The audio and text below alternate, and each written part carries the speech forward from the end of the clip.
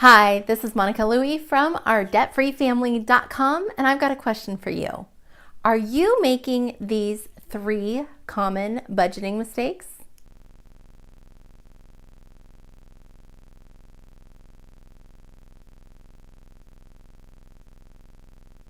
My husband and I paid off $120,000 of debt in 2 years on a single middle-class income. And we credit our success in large part to creating a monthly budget that works for our family. But it definitely wasn't perfect in the beginning, and we still tweak it each month as our needs, income, and expenses change. If your monthly budget isn't working for you, here are 3 mistakes you might be making.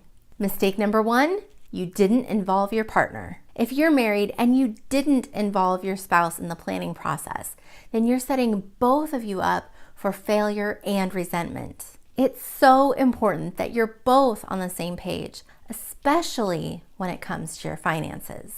Even if you have separate bank accounts, you should have common goals for your money. So what's the solution? Make a plan to bring your partner into the action to get his or her input. And if you're not on the same page, check out my blog post on how to get your spouse on board and my recent video on what to do when your spouse spends too much. If you're single, then enlist the help of an accountability partner to keep you on track and working toward your goals. Mistake number 2, you might be missing some budget busters. What are budget busters? They're those sneaky expenses that seem to come out of nowhere. Just when you think that you're finally going to be able to put extra towards your credit card or save money for your summer vacation fund, suddenly your car needs new tires or your son needs new cleats for baseball. It seems like there's always something to throw your plan off course, right? Common budget busters are those items that occur infrequently or perhaps only once or twice per year, such as insurance premiums, taxes, car repairs, home repairs, membership dues, and fees for your kids' activities. So what's the solution? Make sure you've included categories in your budget for all of your non-monthly expenses. And don't forget to include gifts and clothing. Review your bank accounts and credit card statements for any categories that may be missing from your budget, and then create a plan to add those in. And I've got a free download that can help you with this process, so I'll link to that below the video. Mistake number 3, your budget is too strict. Maybe you forgot to include some categories in your budget, or perhaps you thought you could go without.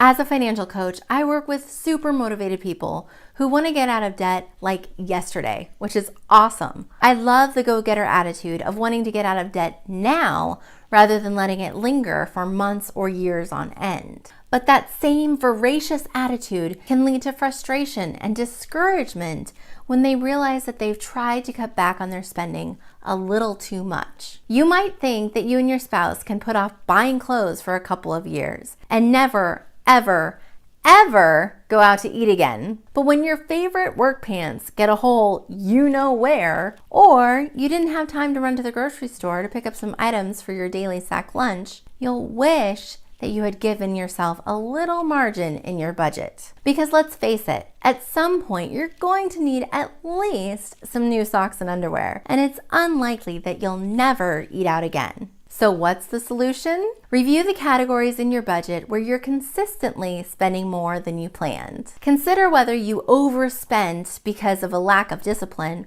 or you were trying to be too ambitious. I'd rather you ease up a little bit on the numbers and extend your deadline for your goals by a month or 2 than give up entirely thinking that budgeting doesn't work. And make sure that you add in a little fun money to your budget too. I'm all for scrimping and saving where you can, but your monthly budget won't be realistic without allocating some money for fun and entertainment. If your budget has been more of a nuisance than a blessing in reaching your financial goals, then at least one of these common budgeting mistakes might be the reason.